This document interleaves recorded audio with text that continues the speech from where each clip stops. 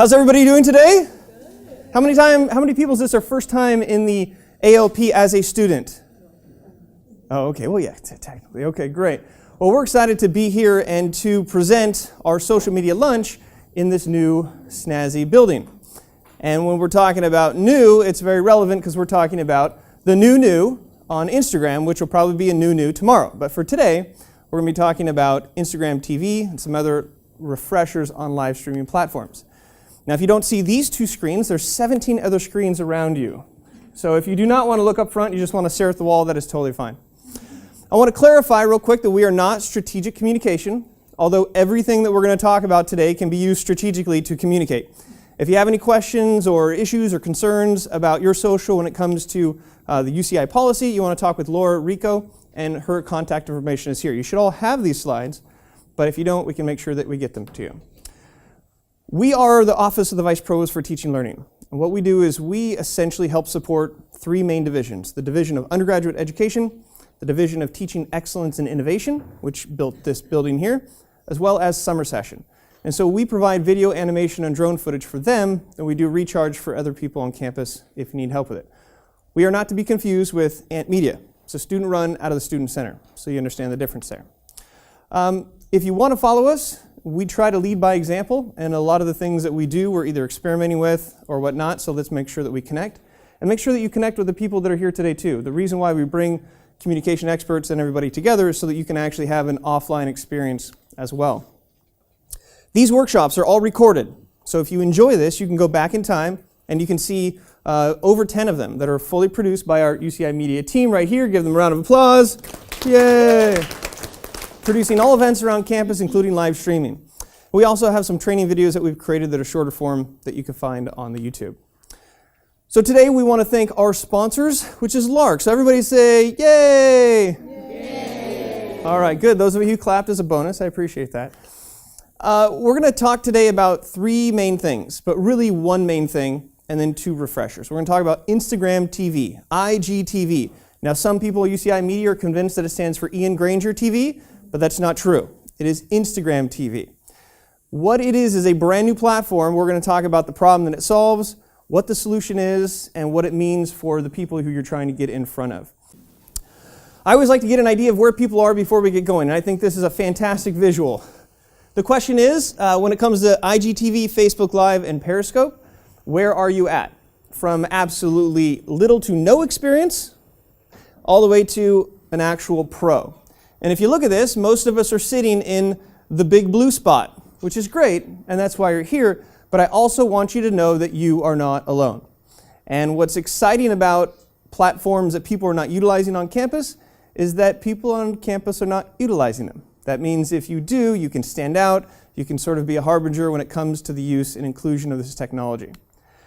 Now this, I don't expect you to read it, but I just want you to see, these are all of the challenges that I asked with questions about what the challenges are around streaming. So why are you not doing it, right? Fear of not knowing, all the way to fear of being live, something can go wrong. And then we have one person who has no fear. So congratulations to that person. That was Will. What? Was that person you? I don't know. No, it wasn't me. I don't take my own surveys all the time. How many? I think I know who it is. You? No? She's over the Alumni Association, and Jessica is always crushing it, and she's always that one person that's like the expert, which is great, and we need to have you run one of these workshops one time. But what's exciting about social media is that it always changes. You can't always be a pro because there's always another thing that's coming out. So the real pro is a person who's constantly ready to learn, the person who's showing up, the person who's reading, the person who's interested in algorithmic changes, the person who wants to leverage social media as a tool, because it is not a solution. Now this graph is a pie chart, and it will show you that over a third of people who registered for this have no idea who Lark is. And one of the opportunities for us to host these workshops is that when we have our sponsor, it gives them the floor to get in touch with the people who are out there communicating across campus. So without further ado, I would like to introduce our Lark representative, Tracy, who is the kingpin of the whole organization, and she has the key to the gated courses, which everyone seems to have a hard time passing. So ladies and gentlemen, clap for Tracy and the Lark. Big button. Push on the big button. So if you haven't heard about us already, we are the Learning and Academic Resource Center here on campus. We offer various programs, and their most well-known is the tutorial program. So if you have students or you work with students who are in large lecture courses, let's say calculus, and you know that some of those classes might be a struggle for those students, they can take a supplemental experience for that course. It's like an optional discussion. It's led by an undergraduate. Tanaz Gibbs here is our trainer for the program, and she trains those undergraduate leaders to be effective leaders. We also offer learning skills workshops. So I know we love our acronyms here at UCI. ALS stands for Academic Learning Skills, and those include things like how to take notes at a big university, how to plan your study time in a 10-week quarter when you're used to a semester system, things like that. We also host the Certified Learning Assistance Program. So if there's a large lecture, maybe you teach one of them, you would like to have an undergraduate learning assistant, not a teaching assistant, but a learning assistant. We can provide training and placement for those folks as well. And that's part of the impetus, I think, behind, or I like to think, the impetus behind this building is to increase active learning. Learning assistants can help do that by circulating and being present in the classroom. And then, could I get Tanaz maybe to tell us about Lark After Dark? You can stand near me and use my microphone. Yeah. This is Tanaz's brainchild, so yeah. We'll just do this. We'll switch it. We'll just go right over here. Hold it like it's a microphone. Or actually, no. Let's do it right here like this. Okay. Okay. Now we're chained together for life. You guys are team. This is active presenting. Okay. Lark After Dark. Yeah, this actually works because we are a really good team. So for Lark After Dark, right now it's actually hosted 2 days a week. And it's Mondays from 6 to 10 and Tuesdays from 6 to 10. And it's basically a time where students can come drop in and get help on math. So we actually support a variety of courses, everything from pre-calculus to Math 1B, Math 2A, 2B, and 2D as well, so the whole calculus series. If students maybe just are working on homework and they have that one burning question they can't figure out, just have them come in and drop in. And it's completely free, and we'll be running till the end of this quarter and also in winter. Okay, so I'm gonna take this off of you. Thanks. Okay, we're really excited about this particular program. It was funded through a parent initiative, and we've had 90 visits since week 2, and we think that's a good thing. So that's a little bit about Lark. I think that Shatha's gonna tell us a little bit about social media. Great, all right, great. All right. Here we go. Yay. Okay, so I'll just for a minute talk about how Lark uses social media. So basically for Lark updates and promo, Lark moved from Rowland Hall to ALP, so we use social media a lot to let people know and kind of reach out to people like that so they weren't going to RH and looking for nothing onto the second floor. And so things like we're hiring or when our enrollment opens. And then we try to be interactive as well and then share current events or opportunities from Dream Center, or for example, we talked a little bit about voting and we shared some of that stuff about voting centers. So it's not just about enrollment, but just trying to be interactive with other things and other current events. And then we also use it for alumni. A lot of our leaders just graduate, go on to do amazing things. So we try to stay in touch with them using Facebook. So next slide. So yeah, this is just basically a couple snapshots of our posts. We use Twitter, Instagram, and Facebook, but I'm excited to learn about what Ryan's going to talk about today. Maybe we'll try to implement some more of the features of social media. But yeah, thank you. Yay. As I said before, and I'll say it again, there is always a new. This is exciting, but also very frustrating. And a little backdrop as I put my microphone on here as to why. Why? Because it's business. People think that they own their social media platforms. You don't. It's rented space. The only thing you own online is probably your website. But we have this tendency to believe what these companies share, which is this is your space, this is your Facebook, this is your account. But what happens is that those platforms need users. Users are attracted to new shiny objects. Shiny objects attract users. Then parents of users get attracted, and then the children jump to the next platform for the next shiny object. And the more difficult the new technology is, the less chances that your parents or loved ones or aunts will be the ones that are going to be able to find you. So it's constantly chasing, and the reason there's a new is to constantly be in front of these people so that there's new features and new exciting things. So what is Instagram? And why does it matter? How many people are here on Instagram personally or with their organization on campus? Okay, fantastic. Well, take the other hand and clap for my associate here, Hai Trung, who's going to be telling you why Instagram, why now. All right, everybody, same show of hands. Who's on Instagram with your parents? Are your parents following you on Instagram? Are your grandparents following you on Instagram? All right, so that's a good sign. Students are still on it. In fact, also, before I start, I just want to share that shout out to the LARC. I had a stats course when I was an undergrad here that was really kicking my butt. 2 quarters later, I passed. So thank you very much. Thank you very much. And I actually believe my LARC tutor is like a Broadway singer now. So fun fact. Yeah, you just never know. So eyeballs are the new metrics. Now, who here has 50 different acronyms about reporting and metrics and analytics that just make your brain kind of spin all day long, right? So ultimately, we need to meet people where they're at. And their eyeballs, as you can see walking around Ring Road, when people are studying, when they're at a boba shop, or when they're boothing at their own student org table, everyone's kind of operating at least 45 degrees looking downward, right? So where are they at? They're likely on social media. And as we're about to see with this figure, Instagram is an engagement titan. So let's look, based on these numbers, the amount of mobile advertising revenue in billions of dollars for just Instagram. So roughly over $6 billion. So that means that it's growing and it's trending upward, and it doesn't seem to have any signs of slowing down. How many active monthly users are there on Instagram approximately according to today's research? Anybody want to take a guess? How about I just throw out some numbers and then you raise your hand if you think that that's the number, okay? Let's say 200 million. Show of hands. 400 million. 600 million? A billion? Could be. Let's find out. What's 800? That was off the cuff. Oh, it's actually 800. So 800 million. I'm learning with all of you as well. So 800 million people on Instagram on a monthly basis. So that gives you an idea of roughly how many people are on the platform. Now, do you need to reach all 800 million people for your respective units and departments? Not really. But what it does tell us is that this is a big part of everyone's life.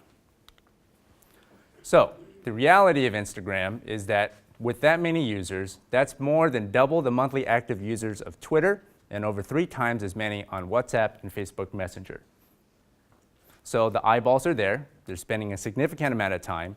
And from a business standpoint, people are supporting Instagram because that's where all the eyeballs are as well. So the question that we all ask is, we all have limited time, limited resources, and limited bandwidth. If we put in all of this effort, are people going to come and are they going to engage with it?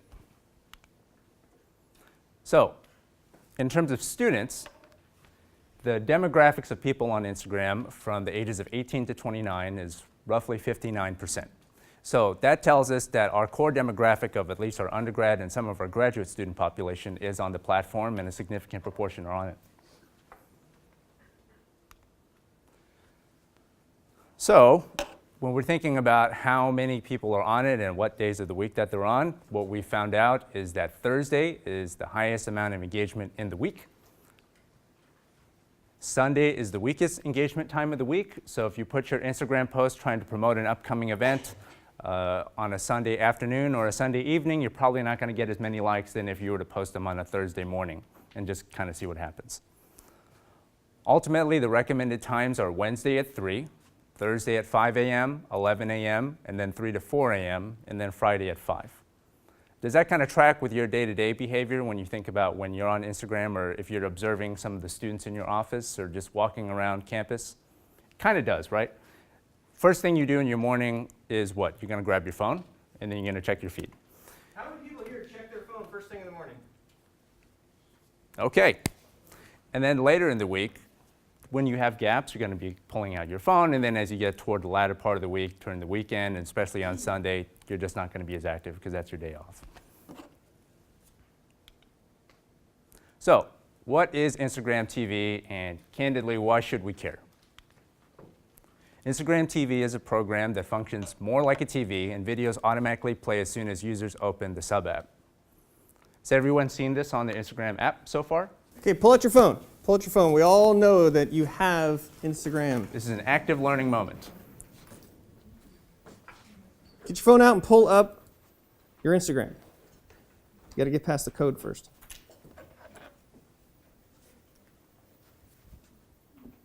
Has anybody not clicked this icon up here before? Okay. So what we're going to do right now in your little pods, in your groups, is an activity. Make sure that your volume is up because I want you to hear the chaos that will happen. And I want you to click on this IGTV. It's going to be fuzzy buzzy until you get reception. And now you can slide down, and this is Cooking with Shaq. Let me turn the volume up with this. It's Cooking with Shaq right here. Okay? Look at it, it's Shaq's hands and some other guy. So I want you to, in your group, go through and start to go through and actually see what kind of stuff is on there. Just play with it for a second. We'll be going around and kind of trying to help. And if you see something cool, show. All right, and we could watch Instagram TV all day, but for the moment, let's shut down the TV. Now you have an idea of what you're competing with. Cooking with Shaq, Trevor Noah, UCI Sports, okay? A part of any platform is playing with it. And take some time to see what's out there. So as you notice, there is a little icon TV screen. If you access Instagram on your desktop, you won't see that because this is a mobile-first platform, okay? So why on earth do we need IGTV? Do we need it? No, we don't. We don't need any of this, okay? But let's think about it. If we agree that people don't care about new features, they care about the problems that are solved by new features as a baseline, what kind of problems do you think Instagram TV is solving? Avoiding your life. Avoiding your life, yes. Yes, exactly. Why are we on Instagram is to avoid our life. Okay, good, I like that. Now what purpose does it serve to have IGTV? You're already wasting your life on it, so why add more features? So you waste more time on it. But let's think about time. How long of a video can you have right now or pre-IGTV? 30 seconds. Double that. 59 minutes. Yeah, it's basically a minute, okay? So right now, let's say before Instagram TV, you could share a video that was 1 minute long. How many people can fit everything they want to say in 1 minute? No. It's very difficult to squeeze in what you want within 1 minute. But then there's stories. In stories, you have how many seconds at a time? 10 seconds at a time. And you see people talking, and then all of a sudden, then they start their video again, and then they go for it again. And then they put text on it. So look at the platform. People are on it. 800 million users per month. And they want to express themselves. They want to share what's going on. If they have a business, then they want to share business tips. Or if they have a program, they want to share about resources and tips for studying all this stuff. Can you do that in a minute? Can you do it in a bunch of little 10-second chunks? What if you could have 10 minutes to do it? What if you had an hour to do it? And I think that's the root of the problem that Instagram is trying to solve. They're like a drug dealer. They give you a little bit of drugs, then you get hooked on them, and then you want more. And more in this respect is more than a minute or more than a series of 10 seconds. It's 10 minutes. And if you're verified or you have a significant following, you can have up to an hour. So at the end of the day, why is IGTV around? It's because they limited the amount of time that people could express themselves on the platform where they're supposed to express themselves. So you get them hooked onto it, and then now there's this new feature, and that's IGTV. Right? So that's essentially the essence of it. So we did this just before, but you saw the navigation, right? It's a full screen display. So based on an iPad or an Android, you have the menu that's kind of a scrolling carousel. You tap it, it goes full screen. What orientation is the video? Okay, vertical, right? What happened when you were watching an Instagram TV and then it was sideways? Did you go like this? Or then you turned it, right? I tend to watch people and they'll go like this. Oh, I need to turn it. Okay? So horizontal versus vertical. How many people were irritated by the fact that they had to switch it horizontally? That's a real irritation. And so one of the things we're going to talk about is when you put content on here, is it vertical or not? Okay, so you can play with the navigation of it. This is our UCI's very own sports, and they are very active on this. So the basics. From Instagram, you have your channel, You can search. There's a UCI search on there. And then once you're on it, you have the carousel below, and then you can tap for the full screen. Right? And they're really maximizing the use of the space on the screen. So things that you need to know. There's a lot of text on this slide, so don't die. It actually is a standalone app, but nobody has that. It's just a standalone app that you could have. 10 minutes is a limit unless you have the larger following. Your set of series is called a channel, and then each video stays up in perpetuity. So it's almost like a YouTube playlist that you continue to go. When you tap on the video, you can find out the title of it, which means if you're making something, you can have the title. You can associate hashtags with it. And the algorithm behind the machine is trying to find out what you like based on your activity. So the more sports-oriented images and videos that you like on the real Instagram, the more they're going to feed you that kind of video on the content. Okay? There's trending videos and popular. You can see sort of what's trending. People stepping outside of their cars, dancing to Kiki. You'll find people that are just self-facing cameras, literally no production value whatsoever, showing videos of them in front of their computer to show highlights and updates, all the way to fully produced videos. So what's exciting is that there's no standard right now, and it's really anybody's game. IGTV is more like Netflix or YouTube. What do you think? It's more like YouTube. And why would Instagram come up with a YouTube-like platform for videos? Because they want the users, right? They're trying to bring all the YouTube users to their platform. So the goal is not to be like a Netflix. You're not going to see major shows or major things like that. But you will see snippets. You'll see 10-minute clips. You'll see highlights. You can go and watch a funny episode on your favorite late-night show, but then it's going to push you from a brand awareness to the full show. Okay, so if you're thinking about this from you, do you have to give an hour tutor lecture on IGTV? No.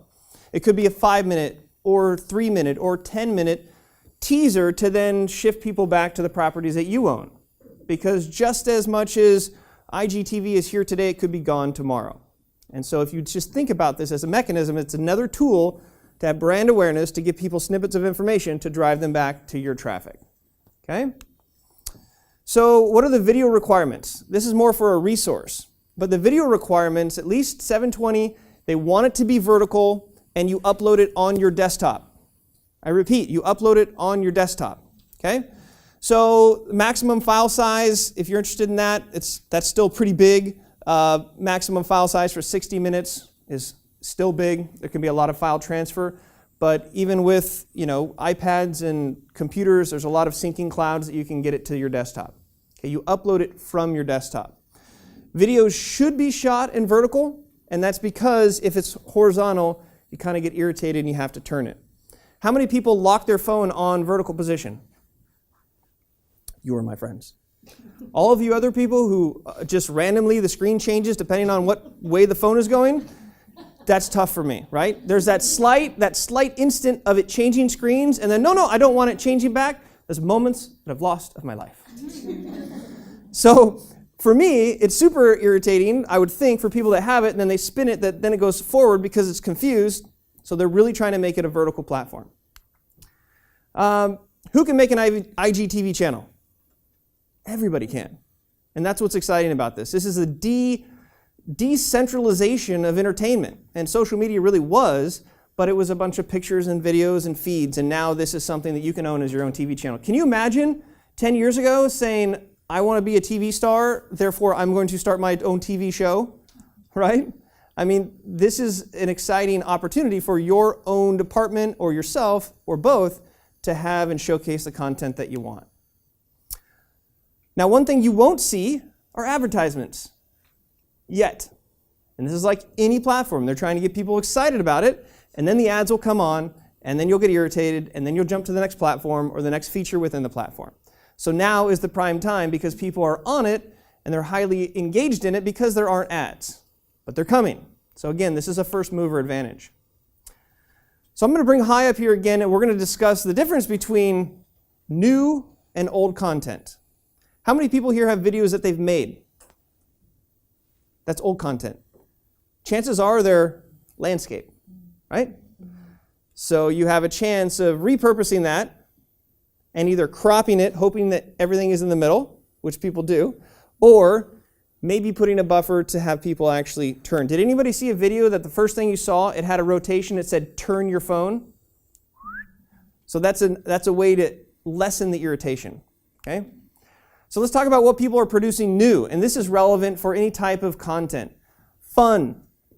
How fun was that it's Shaq's cooking show, and it's some dude with his hands like this, and it's Shaq's big hands as big as his face cooking, right? Things can be fun. They're entertaining, they're educational, they're informational, aspirational. UCI Sports, they're highlighting all of their athletes. They do a walk and talk around Ring Road. There's a lot of different content that's new. Personal experiences, professional development, all the things that you could think of content that you would want, that's new content. Hi, what about old content? So old content are folks that are repurposing things that they published on other platforms. So it could be old YouTube videos that maybe they edit so it's vertical aligned, a series that they already created, maybe they re-record it, but they just put it in a vertical orientation. It could be clips and highlights from existing things. So your favorite late night shows, they're not shooting an Instagram TV specific piece of content, but they are slicing and dicing it in a way that's enticing, entertaining, engaging, making you want to take another step. And also anything and everything else that can be repurposed. Does anybody know what some of the most popular videos on Instagram are? This really surprised me. I learned this from a 9-year-old I spoke to a couple weeks ago. It's one of my nephews. Anybody know about slime? Apparently they do. Right? When Instagram first came out, I thought it was just going to be cute animals, but slime is now one of the dominating forces on Instagram. So you just don't know what is going to attract eyeballs and what's going to engage people. So keeping an open mind is always a good thing. So how could you incorporate slime into your videos? Really, how could you incorporate slime? Is there physics behind slime that we could learn from an engineering standpoint? Could you have somebody talking while, think of a sophisticated high-level algebraic conversation and the video is just people playing with slime, right? I don't know. But the idea is if you look at what is getting traction now, it's a good cheat code, like in Contra, up, up, down, down, left, left, right, right, A, B, A, B, to get unlimited lives.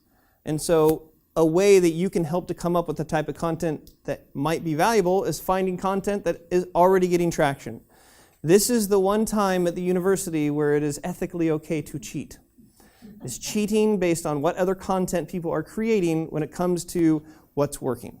And there's a good chance that those slimers are cheating from somewhere else, or they're A/B testing all the way down to the title, all the way down to the time. And so if you're paying attention holistically to what is happening on these platforms now, it's a good cheat code. So what's popular? Right? So these are the top popular channels. National Geographic, go figure. I'm not sure where her first name begins and last name ends, but right there, okay? Sharafarade, okay? She's only got 13.7 million followers. I'm not sure who she is, but she's popular. Then you've got Netflix, you've got some other lady, you've got So Yummy, and you've got BuzzFeed. So how do you compete with these guys and girls? Hi? How do we compete? I am not National Geographic. So the question to everybody here is, National Geographic is reaching to a population of people. Are you competing with National Geographic? Are they your same population? Probably not, right? Unless you're biosci. Potentially, Yeah. potentially. But then the National Academy of Sciences also got to run for its money too. So the point being is that even though we have 800 million people on there, even though National Geographic and all these influencers, and I definitely learned how to make a crepes Florentine off an Instagram video once, the point is we're not competing for that. What we really want to do is want to reach that target demographic, 18 to 29 potentially, and out of that 800 million, there's a significant number of people that are on it. And we just need to create content that's relevant for you, aligned with your brand, and is reaching the audience that you're ultimately already engaging with one way or the other. So the question is, do I have influence? I don't know, do you? Who wants to give an example of the influence that you have here on campus over students? Understanding that influence is where someone is maybe looking up to or looking at you or looking for help from you.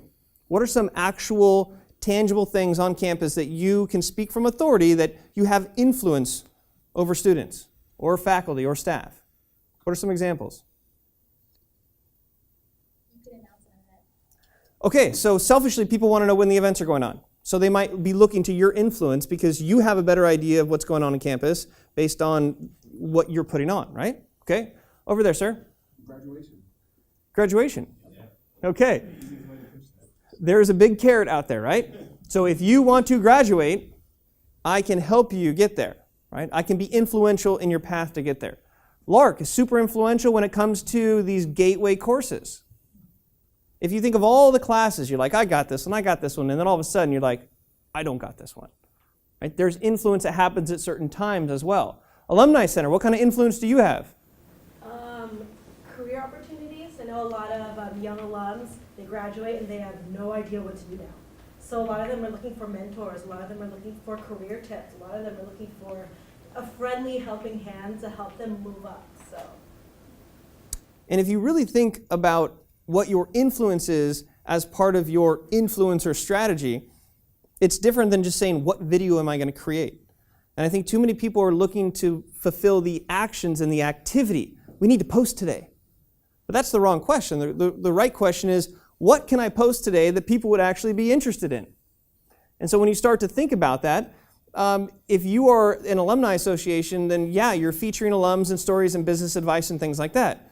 But if you're undergraduate education and you're undeclared undecided, that's totally different. I'm focused on the classes here. How do I make my next 3 years bearable? And so as soon as you start to think that you are not for everyone, that's when you can start to hone in on what would work. Now, when it comes to an actual station or a channel, when you think about how TV is set up right now, you got channel 4, you know the kind of programming on that. Then you got channel 13, you know what that is. And then maybe like 64 is a Discovery Channel.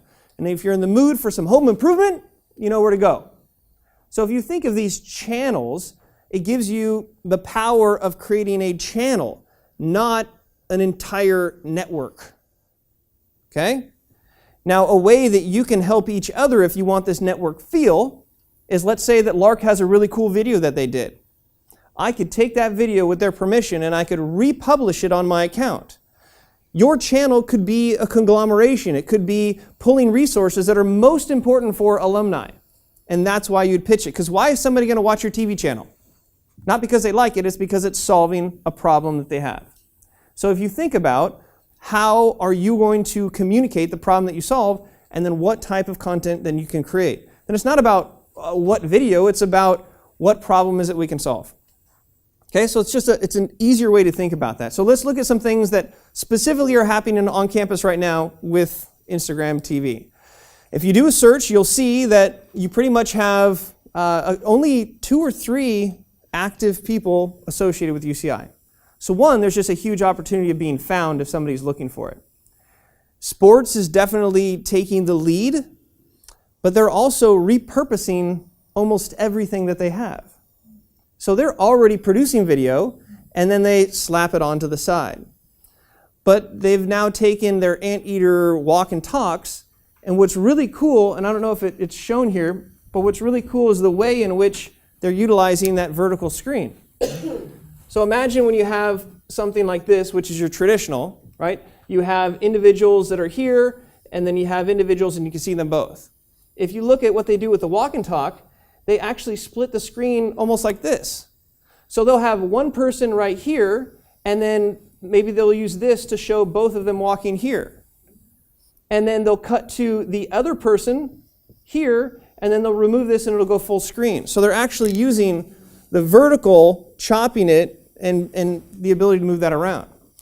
Even like they have 2 camera shots. So one camera this way, one camera that way, and they're playing with it. So there's a way to make the actual video that you have a bit entertaining. They've got a vlog, right? That's a video blog, and they basically showcase that. You have the, what is this? The COVP, which is the Campus-Wide Organization Volunteer Program. They have a video that they produced from their Finding Dory event. That's the only video, right? Can you tell that it's repurposed? Yes, because it's sideways. It's a big tell. So again, if you really want to make a commitment and try this out, think about creating new content that solves problems for the people that you're looking to do it. Sure, you can weave in some repurposed videos and whatnot, but sometimes I look and I see a sideways and I'm like, okay, this is somewhere else. This isn't made specifically for here. Okay? Hi's going to explain an example of summer session that he used to repurpose, but the way he repurposed it looked like he made it on purpose. Hi? Thank you, Ryan. So this example is a video that we produced for a campus-wide event that we put on for the summer called the Sunset Festival. We had about 500 undergrads come out during the summertime, engage in games, interact with people from the campus, people boothing and all of that. We put on games, we had a photo booth, all of that great stuff to promote summer session and just promote good energy during the summertime. So what we did was we had a video produced for it, and rather than just upload it by itself, we thought through what are the most common things that people are going to be doing to interact with this video if they were on Instagram. So if you're walking around campus, you're just coming out of class, are you going to have the volume turned up on your phone? Probably Otherwise, not. it would sound like the chaos that happened here, and everybody knows that you're watching Shaq cooking. So it's prudent to keep your volume low or off, right? So we immediately thought, okay, well, a little bit of extra work. Let's put in some captions into the video, right? And that's on every single format of the video, including on Instagram TV. And then also, we want to brand this thing because we don't just want them to enjoy the video. We want them to know who we are and where it's coming from. So we just put our word mark up at the top. And then we thought about, okay, if this lives as an Instagram post versus as an Instagram TV channel video, what are the different formats that make the most sense? So if it's a native Instagram post, we know that squares are the way to go. One by one. One by one. And then if we wanted to live on the channel, really making the most opportunity with the vertical format, we're going to extend it and make it more vertically aligned and longer in format. So you can actually take a video that you have in the past that is basically a 3x4 or it's horizontal, and then what you can do is you can actually have somebody take it and edit that into a vertical. And it looks like you've made it fresh. Now you have this opportunity on the top and the bottom. So at the top, you can have branding. Look at the top of this video, there is UCI Summer Session. And then below, down here, is where we have the closed captions. So you can take his existing video and you can modify it to this new vertical format to make it look like it's new, and you don't have to annoy people like me by making them change their phone orientation. Okay?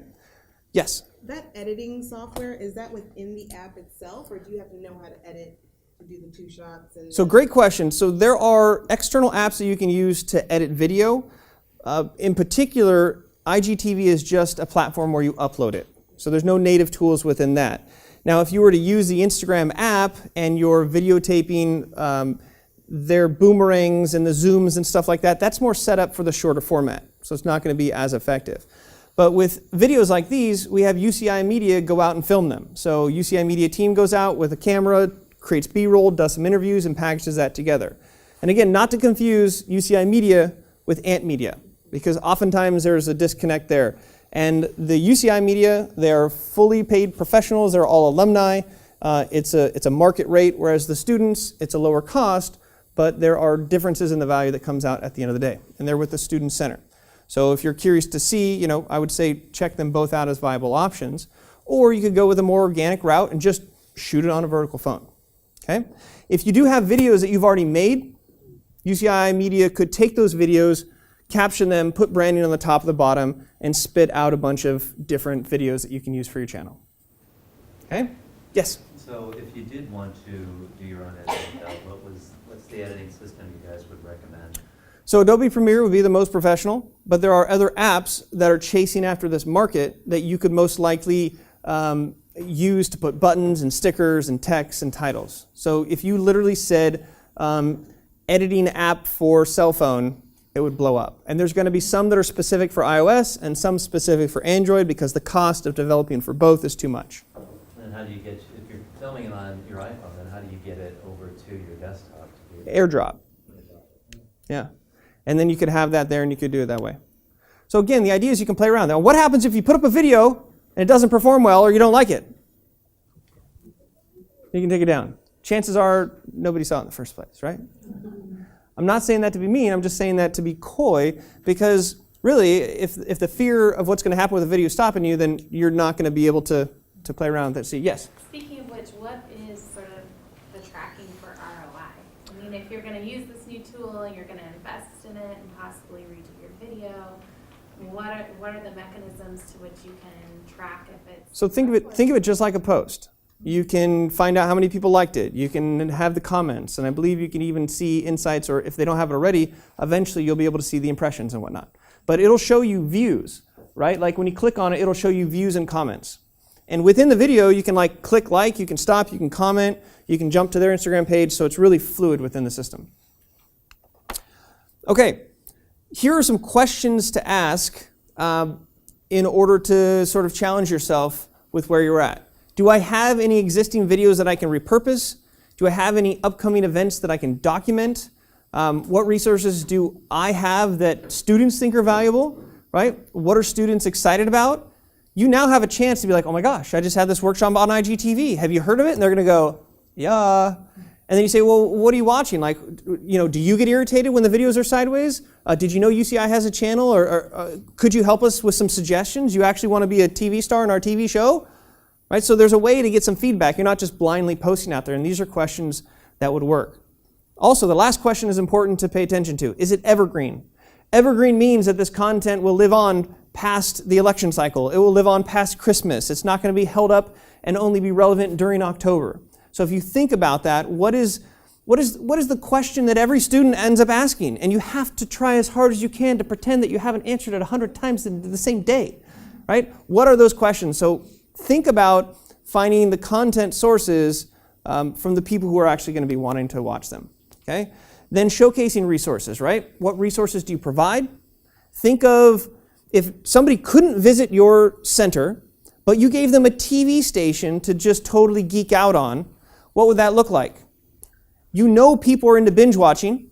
It's hard to get a student to walk in your door, but they'll watch 14 hours on Netflix starting from episode 1 just because.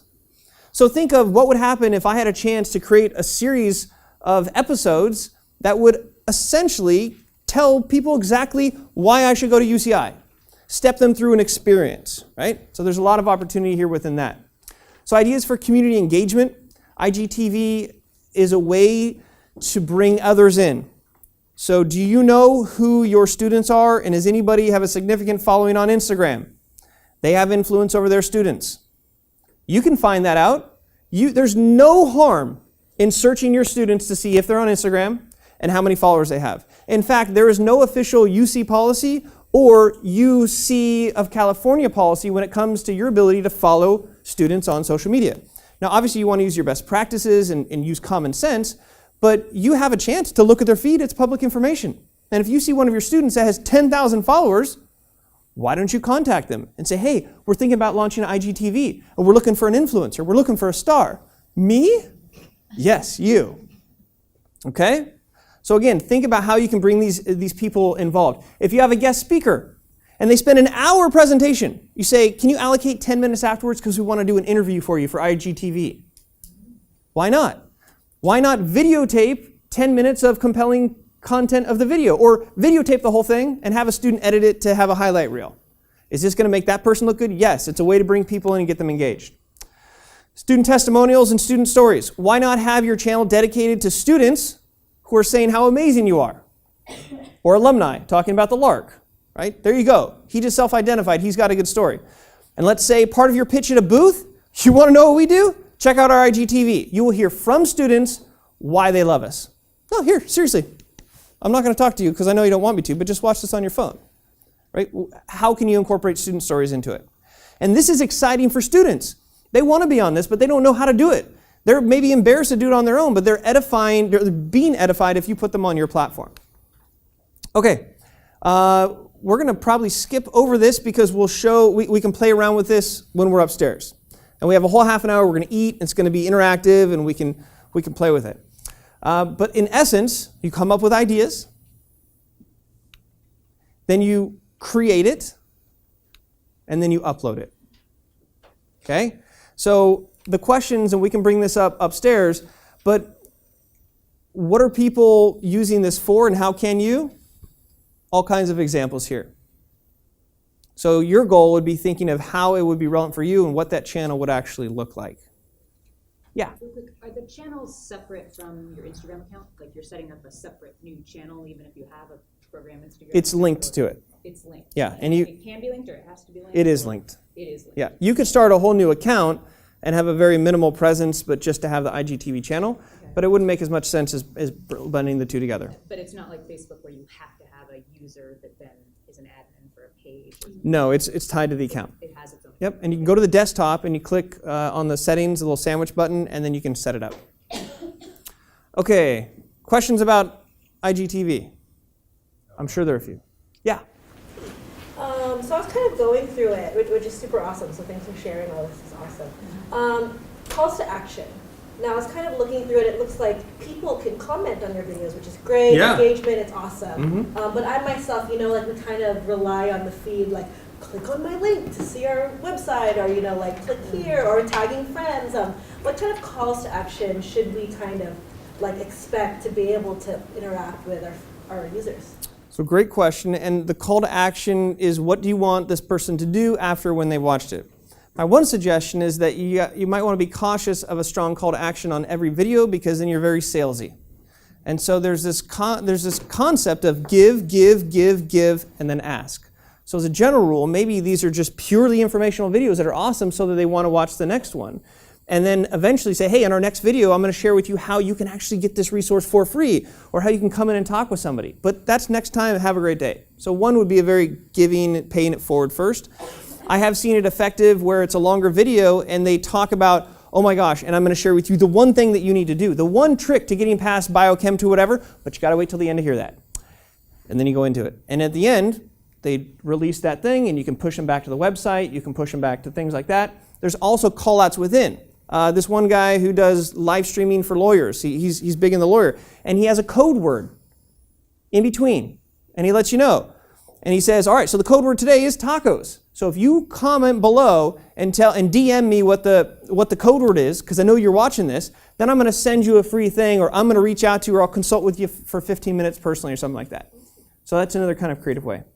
It sounds like you kind of have to audioly tell them what the call to action is. Yes. Rely on text, and they will interact with you. But you always have that one link that goes up to your Instagram link.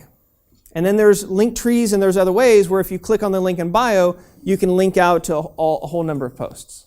Ladies and gentlemen, this has been a lot of fun. It's a lot of information, but hopefully you got some in, and hopefully you're going to start an IGTV.